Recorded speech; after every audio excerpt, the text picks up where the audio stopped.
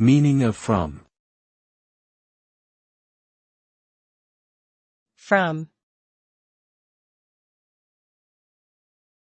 From. From. From.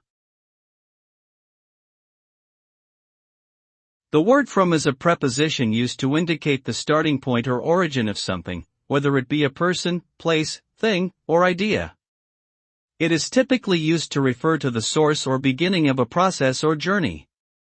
For example, I am from Germany means that Germany is my country of origin. In summary, from is a commonly used preposition that indicates origin or starting point.